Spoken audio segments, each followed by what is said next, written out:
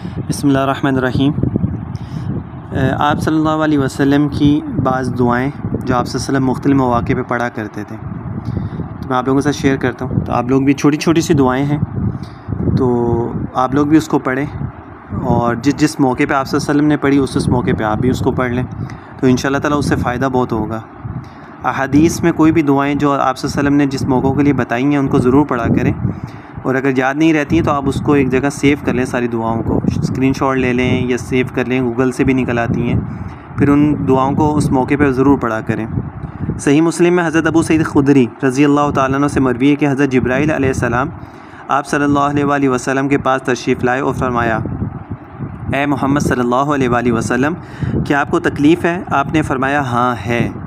حضرت جبرائیل نے یہ دعا پڑھ کر دم کیا۔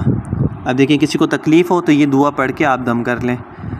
بسم اللہ ارقیکا من کل داء یؤذیکا من شر کل نفس او عین حاسد اللہ یشفیکا بسم اللہ ارقیکا۔ یہ بس دعا ہے، تو آپ لوگ اس کو لکھ لیا کریں۔ آپ لوگ کہتے ہیں جی اسکرین پہ شیئر کر دیں، اسکرین پہ اتنی ساری دعائیں بعض دفعہ ہوتی ہیں، ایک کوئی ہو تو چلو اسکرین پہ شیئر ہوتی ہے، بہت ساری ہوتی ہیں، پہ اس کو لکھنا اور وہاں پہ مینشن کرنا مشکل ہوتا ہے، تو تھوڑی سی کوشش آپ بھی کر لیا کریں، آپ لوگ بھی تو اس کو لکھ لیا کریں، اتنا مشکل نہیں ہوتا۔ میں اس لیے ایک ایک ورڈ آہستہ آہستہ پڑھ کے آپ لوگوں کو بتاتا ہوں۔ بسم اللہ ارقیکا من کل داء یؤذیکا من شر کل نفس او عین حاسد اللہ یشفیکا بسم اللہ ارقیکا۔ متفرق دعائیں، یعنی مختلف اور جو آپ صلی اللہ علیہ وسلم نے دعائیں پڑھی ہیں وہ بھی میں آپ لوگوں کو بتا دیتا ہوں۔ حضرت ابو ہریرہ رضی اللہ تعالیٰ عنہ سے مروی ہے کہ آپ صلی اللہ علیہ وسلم کو کسی بات کا صدمہ ہوتا، یعنی جب آپ صلی اللہ علیہ وسلم کو کسی بات کا صدمہ ہوتا تو آپ آسمان کی جانب سر مبارک اٹھاتے اور سبحان اللہ العظیم پڑھتے، یعنی جب صدمہ ہو سبحان اللہ العظیم پڑھیں، اور جب دعا میں خوب صحیح فرماتے تو یا حی یا قیوم پڑھتے تھے۔ نیز حضرت انس سے روایت ہے کہ آپ صلی اللہ علیہ وسلم کو جب کوئی فکر اور پریشانی لاحق ہوتی تو آپ کی یہ دعا ہوتی تھی فکر اور پریشانی میں، یا حی یا قیوم برحمتک استغیث۔ تو آپ کو بھی کسی کو پریشانی ہو یا فکر ہو تو یہ دعا ضرور پڑھیں۔ اچھا، اور دوسروں سے فرماتے الزموا بیادہ الزموا بیا ذی الجلال والاکرام۔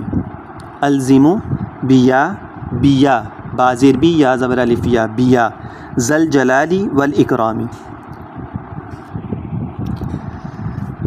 یعنی اس کلمے کے ذریعے اللہ تعالیٰ سے استغاثہ اور فریاد کرتے رہو، اس کا یہ مطلب ہے۔ حضرت علی کا بیان ہے کہ جنگ بدر میں جب میں نے کفار سے لڑتا ہوا آپ صلی اللہ علیہ وسلم کے پاس حاضر ہوا تو میں نے دیکھا کہ سردار دو جہاں سجدے میں سر رکھے ہوئے یا حی یا قیوم پڑھ رہے تھے، پھر میں چلا گیا اور لڑائی میں شریک ہو گیا، پھر خدمت اقدس میں حاضر ہوا تو آپ بدستور اسی طرح سجدے میں سر رکھے ہوئے یا حی یا قیوم پڑھ رہے ہیں، یہاں تک کہ اللہ تعالیٰ نے آپ کو فتح کی خوشخبری سنا دی۔ تو کوئی پریشانی ہو یا کوئی غم ہو، کوئی فکر ہو، کوئی اس طرح کی کوئی بھی چیز ہو، یا حی یا قیوم برحمتک استغیث پڑھا کریں۔ سجدے میں بھی پڑھ سکتے جیسے آپ صلی اللہ علیہ وسلم پڑھتے تھے۔ جب آپ صلی اللہ علیہ وسلم کو کسی امر میں زیادہ پریشانی لاحق ہوتی تو چادر بچھا دیتے، کھڑے ہو جاتے اور دعا کے لیے اپنے ہاتھ اتنے لمبے کر دیتے کہ آپ کی بغل کی سفیدی تک دکھائی دیتی۔ جب آپ دعا ختم کرتے تو دونوں ہاتھوں کو چہرے پر مل لیا کرتے، دعا استغفار کے الفاظ 3 مرتبہ دہراتے۔ آپ دعا میں سجا بندی اور کافیہ بندی سے کام نہ لیتے اور نہ اس کو اچھا جانتے۔ آپ جب کسی مجلس سے کھڑے ہوتے تو یہ دعا پڑھتے، یعنی جب کسی مجلس سے کہیں پر بیٹھے ہوئے ہوتے اور وہاں سے جب کھڑے ہوتے تو پھر یہ دعا پڑھتے، سبحانک اللہم وبحمدک اشہد ان لا الہ الا انت استغفرک واتوب الیہ۔ اے اللہ، میں آپ کی پاکی بیان کرتا ہوں، آپ کی حمد کے ساتھ دل سے اقرار کرتا ہوں کہ میں نہیں کوئی معبود سوائے آپ کے، میں آپ سے بخشش چاہتا ہوں اور آپ کے سامنے توبہ کرتا ہوں۔ جب آپ صلی اللہ علیہ وسلم کو خوشی پیش آتی تو اس طرح کہتے تھے، یعنی جب آپ صلی اللہ علیہ وسلم بہت خوش ہوتے نا تو پھر یوں کہتے، الحمدللہ الذی بنعمتہ تتم الصالحات، الحمدللہ الذی بنعمتہ تتم الصالحات۔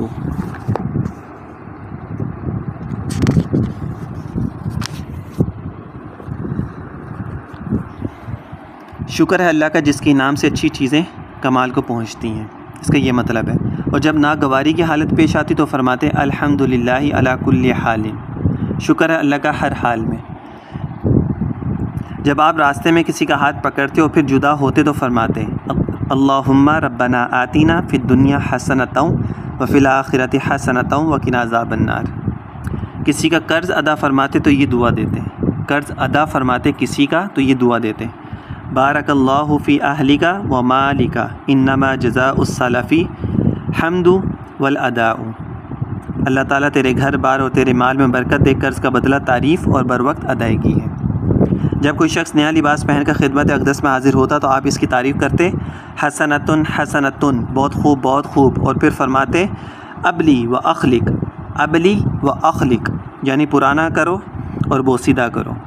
جب آپ کے پاس کوئی ہدیتاً پھل لاتا اور وہ فصل کے شروع ہی کا ہوتا تو اس کو آپ آنکھوں سے لگا لیتے، پھر دونوں ہونٹوں سے لگاتے اور فرماتے، یعنی جب کوئی بھی نیا پھل نیا آتا تھا نا، ابھی نیا جب سیزن ہی کوئی بھی پھل نیا آتا ہے تو آپ صلی اللہ علیہ وسلم جو ہے اس کو اپنی آنکھوں کے ساتھ لگاتے اور پھر دونوں ہونٹوں سے لگاتے تھے اور فرماتے تھے اللہم کما رأیتنا اولہ فارینا آخرہ۔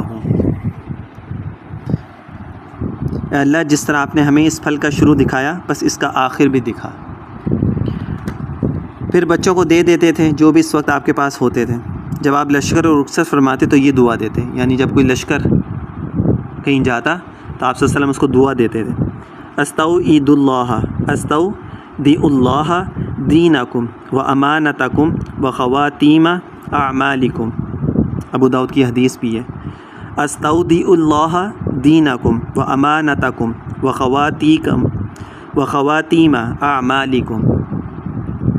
میں اللہ کے سپرد کرتا ہوں تمہارے دین کو اور تمہاری قابل حفاظت چیزوں کو اور تمہارے اعمال کے انجام کو۔ آپ لوگ اردو میں بھی پڑھ سکتے ہیں دعائیں، اگر کسی کو عربی میں مشکل لگے نا اردو میں بھی پڑھ سکتے ہیں۔ آپ صلی اللہ علیہ وسلم جب نیا لباس زیبتاً فرماتے تو اللہ تعالیٰ کی حمد کرتے، یعنی پڑھتے الحمدللہ الذی کسانا ھذا۔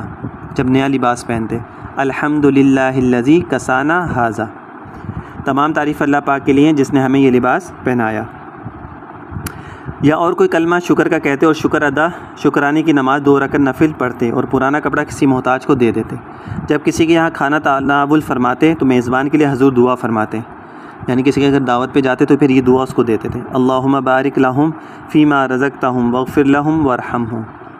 اللہم بارک لہم فیما رزقتہم واغفر لہم وارحمہم، اے اللہ ان کے رزق میں برکت دے اور ان کو بخش دے اور ان پر رحم فرما۔ اس سے ترجمہ بھی ساتھ ساتھ بتا رہا ہوں کہ اگر عربی میں مشکل ہو تو اردو میں بھی آپ پڑھ سکتے ہیں۔ جب آپ کسی مجلس میں بیٹھتے اور بات چیت فرماتے تو جس وقت وہاں سے اٹھنے کا ارادہ فرماتے تو 10 سے لے کر 15 مرتبہ تک استغفار فرماتے، یعنی کئی مجلس میں بیٹھے ہوئے تھے تو وہاں سے جب اٹھنے کا ارادہ کرواتے تو 10 سے 15 مرتبہ استغفار پڑھتے استغفر اللہ الذی لا الہ الا هو الحی القیوم واتوب الیہ۔ میں بخشش چاہتا ہوں اللہ پاک سے کہ اس کے سوا کوئی معبود نہیں، وہ زندہ ہے، عالم کو قائم رکھنے والا ہے اور میں اس کے سامنے توبہ کرتا ہوں۔ جب آپ کو کوئی دشواری پیش آتی تو آپ نماز نفل پڑھتے تھے، اس عمل سے ظاہری و باطنی دنیاوی اخروی نفع ہوتا ہے اور پریشانی دور ہو جاتی ہے، یعنی صلاۃ الحاجت، جب کوئی پریشانی ہو دنیاوی ہو باطنی ہو ظاہری ہو تو اس کے لیے 2 نفل نماز صلاۃ الحاجت انسان پڑھے تو اللہ تعالیٰ اس کو دور فرما دیتے۔ جب آپ صلی اللہ علیہ وسلم کسی کی عیادت فرماتے تو اس سے آپ یہ فرماتے لا بأس طہور انشاء اللہ تعالی، کچھ ڈر نہیں کفارہ گناہ ہے انشاء اللہ تعالی۔ یہ کچھ دعائیں تھیں آپ صلی اللہ علیہ وسلم جو پڑھا کرتے تھے۔ ابھی اور آگے نیکسٹ ویڈیو میں انشاء اللہ تعالیٰ میں آپ لوگوں سے اور دعائیں جو ہے وہ شیئر کروں گا۔ تو اگر کسی کو کوئی دعا چاہیے ہو تو واٹس ایپ کر دیجیے گا، واٹس ایپ پہ پھر میں آپ کو سینڈ کر سکتا ہوں، وہ میرے لیے آسانی ہوتی ہے۔ لیکن اس طرح ویڈیو کے بیچ میں اتنی ساری دعائیں جو ہیں نا وہ مشکل ہوتی ہے، تو آپ ایک یہ بھی کام کر سکتے ہیں کہ جس طرح میں نے دعائیں آپ لوگوں کو جو بتائی ہیں اس کے شروع میں نے آپ کو بتایا بھی کہ اس مقصد کے لیے یعنی پریشانی غم کے لیے آپ صلی اللہ علیہ وسلم یہ پڑھتے تھے، تو اگر آپ اس کو گوگل پہ بھی لکھیں